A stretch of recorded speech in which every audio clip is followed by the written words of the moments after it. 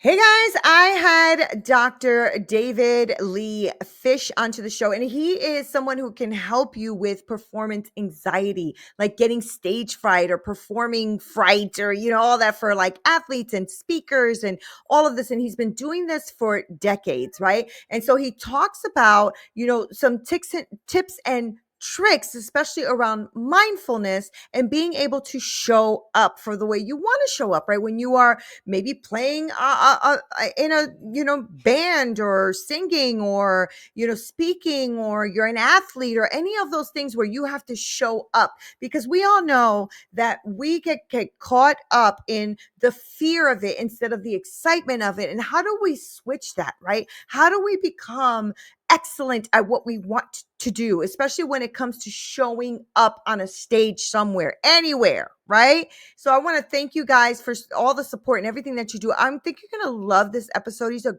great, great man. And I think that because he said 75% of us suffer from this stage fright thing, this will be the episode for you. So enjoy.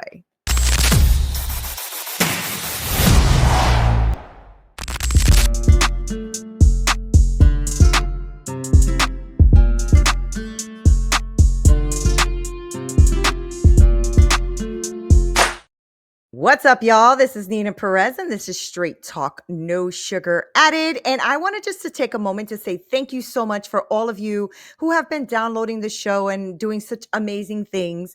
I cannot believe we're over 100 and maybe 10,000 downloads or something like that. Wow. And we are just killing it. I love you guys so much for that. And as you know, I go around this amazing planet finding the best humans I can find to come on here to grow, challenge, and transform your thinking. And today I have a really cool dude. I think you guys are going to love him. His name is Dr. David Lee Fish, and I am excited to introduce him to you today. He has over 2 decades of experience as a music professor in North Carolina, and he pioneered a degree in concentration in popular music that earned the college recognition as one of the best music schools for 10 consecutive years. So this is not just like a one and done, y'all. Okay. He's been doing this for some time.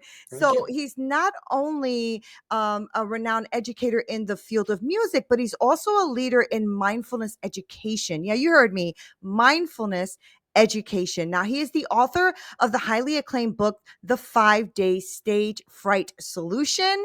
Because you guys know when you are standing on the stage, you guys feel like they're watching me. I'm naked. What is happening, right?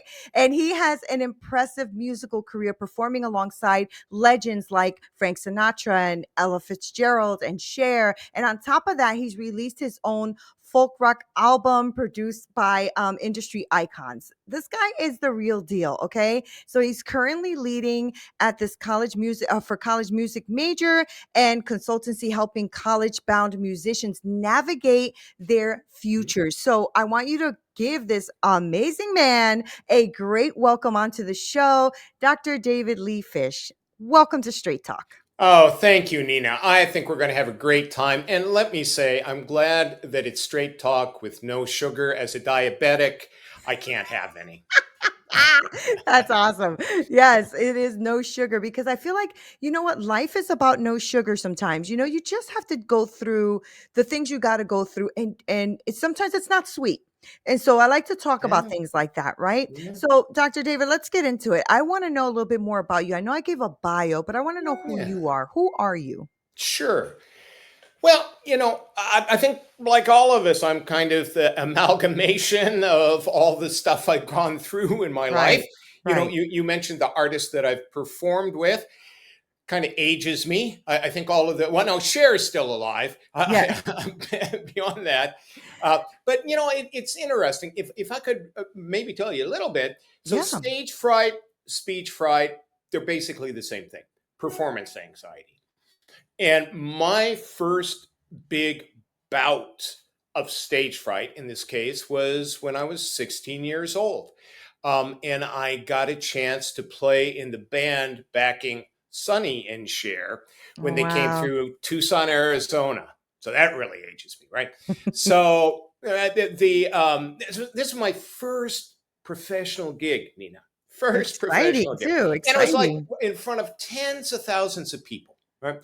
And the house lights go down, the spotlights come on, the rhythm section for the band starts playing what's called the vamp for their song, and the beat goes on bum bum bum da da da da da, right? So and then the spotlights go over to where they are. They start coming on stage. The rest of the band is supposed to come in. I was so fight, flight, or freeze when Mm, you're scared, right? I mm. froze. I completely missed my first professional entrance. And the only thing that snapped me out of it was the director saying, "Play, damn it." So, Wow, what a moment. What a yeah. moment. Yeah. So, I almost didn't survive. The rest of the gig was fine. But from that, moment on in high school, I just like 75% of the people in the world, I suffer from performance anxiety. Mm, And the statistic, yes, 75%. Doesn't matter your profession, doesn't matter your age, doesn't matter your experience. One of the most famous stage fright sufferers was Vladimir Horowitz, was famous, renowned pianist, of the 20th century, played Carnegie Hall. His wife used to, when he was in his 70s and 80s, his wife had to push him on stage. wow. Such stage fright. So, at any rate, in fact, I say, if you have performance anxiety, speech fright, there's nothing wrong with you. You're not broken. Right, You're right. perfect. You're just perfectly human. Right. Right, and so what happened? I'm very curious about what happened when that occurred to you that very first time. Were you invited back? Well, it's the sort of thing where you get hired for whatever artist comes through town. Mhm, And that mhm. was the same with Frank Sinatra and Ella Fitzgerald and in some other ones. Yeah, I got hired again. Yeah, So, yeah. Were um, you able to perform the next time? well, yes and no. I mean, one of the things that I formulated is when you experience performance anxiety, the three factors are at play. One, you perform or speak in front of someone or compete, could be an athlete too, right? Two, you feel that they're judging you, right? Mhm, mhm. Sometimes it's a real obvious, it's job interview. You're Mhm, asking mhm. somebody out on a date. They tell you no or yes or whatever. So sometimes you just feel like they're judging you. It doesn't. Right. But then the third one is if that judgment would be a threat, like I wouldn't get hired back for the next gig, you don't get the date, you don't get the job. Then if those three factors are at play, if you're like 75% of it, you're going to be prone to experiencing speech fright and stage fright, right? Right. So no, it did not cure it, right, by any Mhm, means mhm, for me. mhm. So, when that happens, right? Because I used to have stage fright. So the way I did it is I did it afraid. So I was always afraid of speaking in front of people. Same Mhm. reasons that you're talking about, feeling judged, all that. I remember joining an MLM back in the day called Pampered Chef, and you had to perform these cooking demonstrations in front of Mhm. a group of people. And I did that on purpose. So I joined the company on purpose in order to become unafraid of speaking in front of people, although I was Yeah. sweating, stuttering, it was Mhm. ridiculous, right?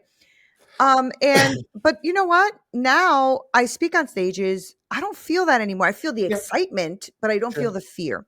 So Yeah. I'm wondering, because there's different people that do different things. Like I've spoken to people who are performers that speak on stage but are Mhm. super still frightened, like Mhm. still very, very much frightened. So give us like how is that? Or is that a Yeah. psychology thing? Like Yeah. Wow. what is that? You've hit upon two or three different really important points, and I'll try to keep them in my little fishy brain here.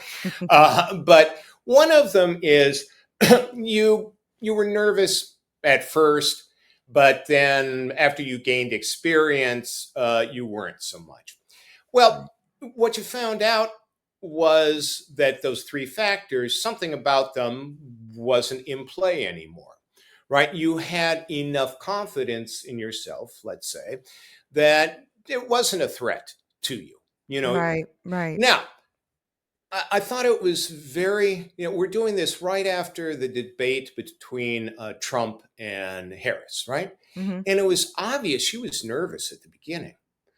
She had all of those tells that, just from her voice was a little strained. She seemed to be thirsty. She had dry mouth and so forth. So here's a woman who has done thousands of speeches successfully, is a very inspiring speaker, many people would say. But yet, in that moment, those three factors must have been in play. And it's easy to understand, Right. right? The threat is she doesn't get elected president if she didn't do well, right? That there's such a negative, you know, response from the Mhm, audience that it mhm. affects maybe how they vote in And they are November. being judged Oh every yeah, second of that debate. Mhm. yeah. So that's one of the things that, yeah, you exist within a realm where you found that you're successful, and that doesn't mean that, like, at the next day's rally, that she was nervous. She Right. was probably fine at that rally because that was within her comfort zone, and she knows that she commands that space and so forth, right? So that's one. Second thing is what you said about excitement, right? Now, what happens when you experience fear is adrenaline starts flowing Mhm. in your system, and that's what causes all of those symptoms, right? And also nervous, thinking, or can't think straight, and blurred vision, sweaty palms, whatever it might be. The other time you get adrenaline going through your system is when you're excited, Mhm. right? And it certainly has been found in lots of studies that people do better in sports, in public speaking, in performing, when they do have a level of excitement. Like, I'm Mhm. sure I have some adrenaline going right Mhm. now. I want Mhm. adrenaline going right now, right? I mean, maybe you don't need so much because you're the interviewer, and you're kind of a calm presence here, and you've done this how over 400 Yeah. episodes. That me, right? I'm here to impress, and want to give the best of me and so forth. So I want to be a little excited. I want Yeah. some adrenaline growing, but I've learned to tell the difference. If you just go by what you're feeling, you could easily mistake it and say, "Oh, I must be afraid," Right. Right. right? When Mhm. that maybe isn't the case. It's more that you're excited Mhm. Mhm. then you're nervous. And you'll hear, especially performers, say it's important to have a little bit of nerves. I don't think Of that's. I course. don't. They maybe get that adrenaline going by making themselves nervous. They just need to make themselves excited. So Yeah. anyway, so, So do you think that's a shift more in like the language you use in yourself, the perspective? The reason I say that is because when I was afraid, the first time I had to walk on a stage where, like, I think it was like 800 people, I was sitting on the chair and I started getting stomach pain. And my husband's like, "You always yeah, get stomach pain before, and you kill it." And I said, You know what? You're right." So I switched it immediately. I'm like, I'm just so excited. And the minute I said that, everything changed. Like, I was the stomach pain went away. I was still nervous, but I was yeah, excited nervous. And then when I went yeah, up there, I killed it. But I yeah. was so I'm wondering if feel that way too. Like if it's language that we use, if it's psychology that we're Oh, using, like, yeah. tell me about that. It's all of that, and I'm not saying that I have invented anything new here. I run into or come across professional speakers, performers, and so forth, who have stumbled upon typically the same sort of answers.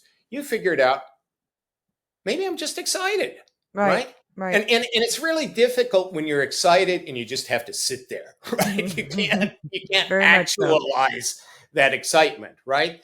So it's that 5 minutes before they call you up to the podium, or whatever it is. Yeah, so I think it's attitude. I think it's understanding what's really going on psychologically and taking advantage of that. Yeah, yeah. It's interesting because you were talking about athletes and musicians and things like that. I always think about stage fright as a speaker because that's what I do. Mhm. I never really thought about like that's right. I mean, if you're up for that big game, you're up to get that ball or hit that, hit or do whatever it is your sport is, Yeah. run, whatever that is. I didn't think about that, but you're right. I mean, you have to you you're coming up to something where you're going to be super Yeah. judged, right? Yeah. I can Yeah. imagine how fearful that is. I've never been Yeah. an athlete, so I didn't know. When you Yeah. mentioned that, I was like, "Oh, that's true." So, I Yeah. mean, do you feel like it's all it's all related, it's all the same? Like Yeah. if you can like take care of it in one arena of your life, you can probably do it in all? Absolutely, absolutely, and I tell you why, and it gets to what you said about me being, a thought leader, I guess, in mindfulness, right? And maybe go back to my backstory a little bit here.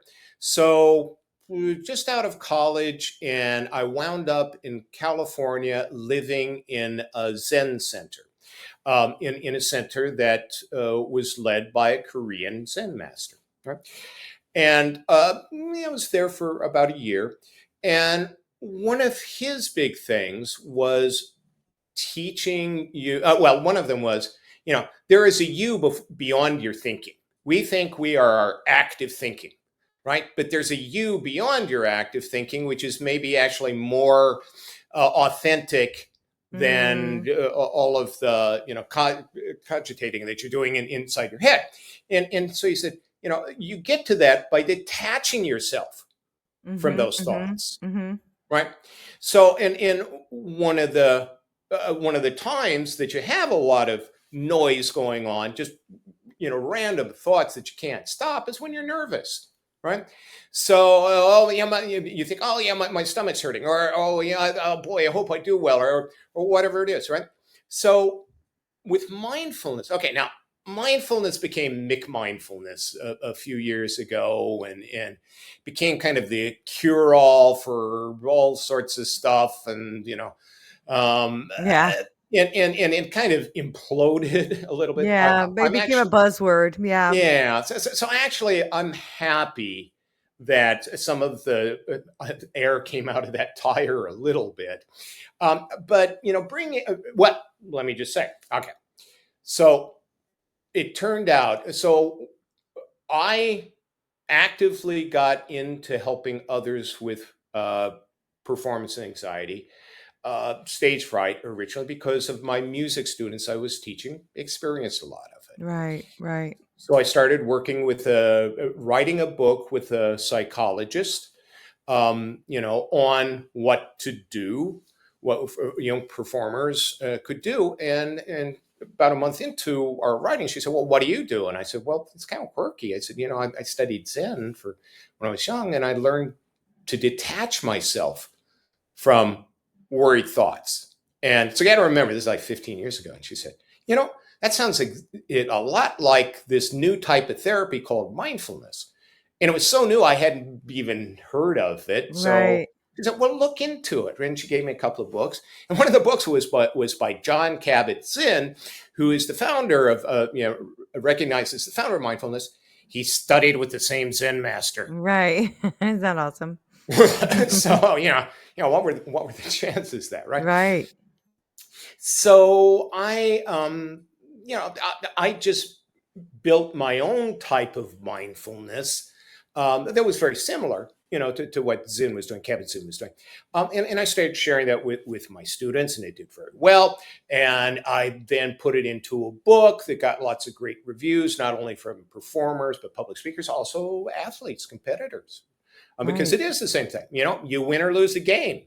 You get that $110 million contract, or you don't. Right, right, Um, so uh, and so that has led now to an online course, right?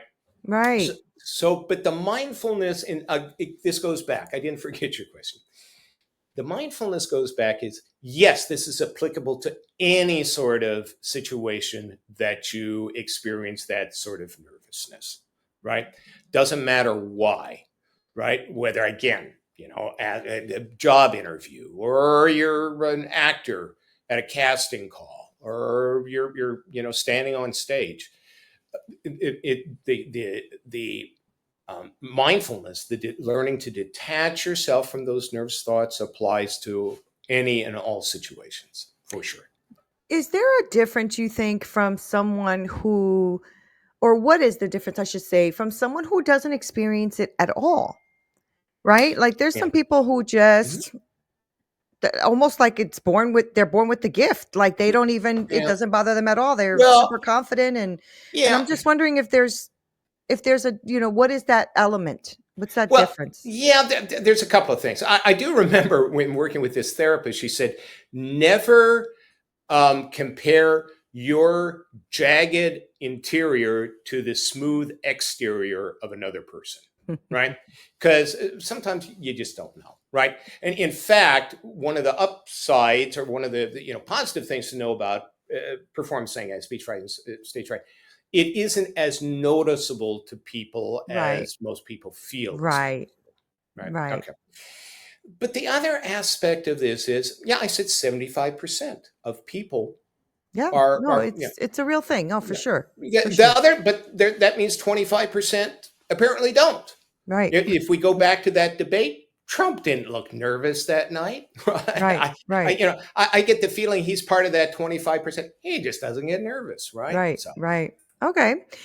So let's talk a little bit about what you're doing, right? And mhm, your book and all that kind of stuff. I mhm, want to I want you to, for those who are listening and they are the 75 or in that 75%, right? Because it's a yeah, large percentage. mhm, So, what would be like one of the tools that you give them in the book, or one thing that they can do, like maybe they're going on something tomorrow, and they're like, I don't think I can do this, I'm so scared. Like I've had literally people shut down and stop their business and everything just because they had to do a camera shoot. You know what yeah, I'm saying? Like it's yeah, that bad for some people. So what sure, is like yeah. one thing from your book that you can give them right now that they can just start implementing? Sure. Let's start with what I said a moment ago. No, there's nothing wrong with you. You're not Right. broken. You're perfect. You're perfectly human, Right. right? The other thing is, I have a video webinar on my website that talks through this aspect of things in 5 minutes. And it's how to detach yourself from those thoughts. Oh, And, good. I call what I do a 5-day speech fright solution, 5-day stage fright solution. But in this video, I explain it's a 5-minute solution. I'll tell you, the basics of it in 5 minutes, right? Mhm. And I Mhm. do. And that's simply, and I use the analogy of your stage fright is your obnoxious neighbor, right? And he always barges in anytime you try to do something, with friends at your house. So that's your speech, that's your performance, right? And you can waste your time and energy trying to keep him out, but he still finds a way in, Yeah. right? And you waste your time and energy concentrating on him, right? Yeah. Rather than enjoying the birthday party, right? You're worried about this obnoxious neighbor, right? Well, I call it the Reed method. And it's mindfulness based. The first one is to accept, just accept that he's going to get in, right? Again, it's completely natural that you're feeling Right. this way. The way you accept it is by every time you find nervous thoughts distracting you, just return your concentration to the birthday party, to your speech, your performance. Keep doing that every time you find him intruding, right? When you do that, you'll find you'll start to find detachment from him. He'll still be Mm. there. I never say I'm going to have you, I can't help anybody conquer stage fright. There's no one and done cure. Right. It can, those three factors come to play into play, you're liable to experience it. But if you accept it by just, returning your focus to the job at hand, you'll find detachment from him. He won't, the stranglehold won't be there for you, right? Right. Now, the one thing that really sparked my my interest that you said they had to, like cancel, a video shoot or whatever it Mhm. is. So I gave you four parts. I said, uh, accept, engage, and you get detachment. I said three things. Okay, so there's a fourth thing. Remember, it's to remind yourself of the values, core values you're bringing to what you're doing. Let's say you're throwing a birthday party for a friend. You want to express your love for that friend, how much they mean to you. It doesn't matter whether Bill or there's this obnoxious neighbor or not shows up. You're Right. still going to throw that party. So I actually have, people I work with write down on a paper, why am I doing this? Mm. To remind themselves Mm. before they're in the heat of battle, right? Their why. Right. Very Yeah. important. It can give them the courage and commitment to face, I love that. yeah. I love that. And I love that letting people know that this is you're not alone out there. Yeah, If yeah. it's if Dr. David is saying it's like, 75%, y'all who are listening, just understand that you are not alone. And so that's what I love about, having you on the show and stuff, because you're giving us this perspective of, listen, yes, 75% of you are probably going through this, but I also have a solution for this, right? Yeah. So I like that you named it the 5-day solution. So I'm like wondering, I know you said it's an ongoing process, right? Mhm. But are you saying that if they have something going on in, let's say, 5 days, that they can at least get through that? Is that what you're saying? Yes. Now, that 5-day solution name comes from the book. So, Yeah, yeah. but the way I teach the online class, it's basically 1 day a week. And Oh, the okay. reason for that, two reasons. One, I give, people who sign up mindfulness exercises to, develop. And mindfulness is a skill, right? Yeah, yeah, So it gives them opportunity to practice mindfulness. And then there's also a forum, a users forum, where they can share their experiences with speech fright and stage fright, right? And the thing is, I don't know why this is, Nina, but so many of us are embarrassed, even as natural as it is, and as many of us as yeah, experience it. Often it's the first time they've spoken about it with anybody yeah, else, right? yeah. So, Yeah, and that's why I said, if you're going through it, understand you're not alone, because I think it yeah, does feel like you are. It yeah, does feel like you are alone. yeah, It feels like maybe you're not good enough, and you start to get, yeah, this comparison thing which you yeah. spoke about. Hmm. And I think also the advantage and disadvantage, right, of having online space is that you have too many people to compare yourself to. Yeah, Right? yeah, That's the issue, right? Like, yeah, when you have way too many people out there being like all pros and blah, blah, blah, and you're just like, I yeah, can't even do yeah, that, yeah. and you don't even know what they went through, like the 20 takes they took to get that, Oh, to get that yeah. perfect video or Oh, whatever, right? exactly, Yeah, exactly. Right. No, no, for sure. And with all the trolls out there yeah, who just take delight in pulling people down, it's yeah, no, absolutely. yeah, So yeah, it can be done. If okay, so let me put this again.